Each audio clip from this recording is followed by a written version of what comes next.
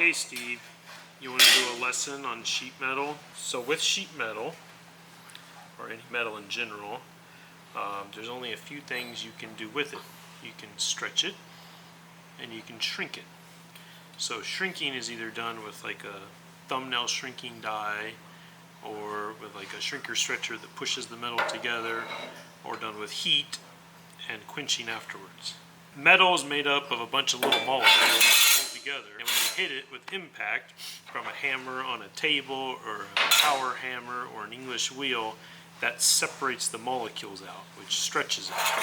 So when you just think of this as a bunch of little tiny pieces in there. Now when they get hit, they get flattened a little bit. And when they get flattened a little bit, the rest of them disperse and make a little crown, which in turn stretches the metal.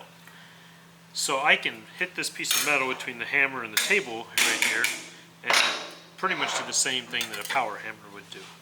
But if you grid this out, and you hit it in all these spots, you'll get a nice even crown from it.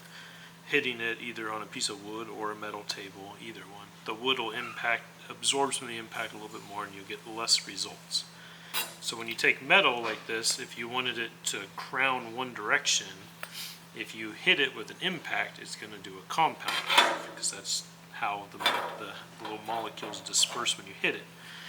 So if you wanted to do like a single curve, you kind of just got to bend it over something, or hold it in like a sheet metal brake, and you can bend it nice and easy, or that's even how you could use the brake to bend it like that.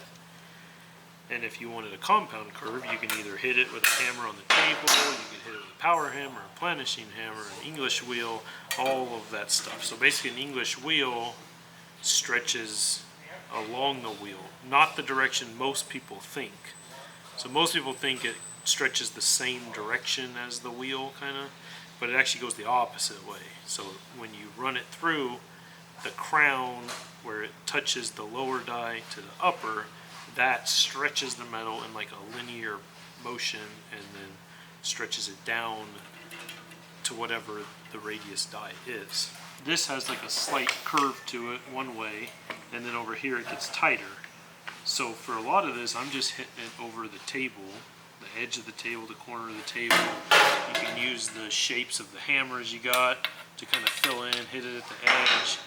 I'll probably use the planishing hammer a little bit. I use the power hammer a little bit, just because it's quick and easy to kind of get it to the shape you want it, and then you can fine tune it with some other equipment. It's just making a one solid piece to wrap around this corner and to tie this whole piece back together.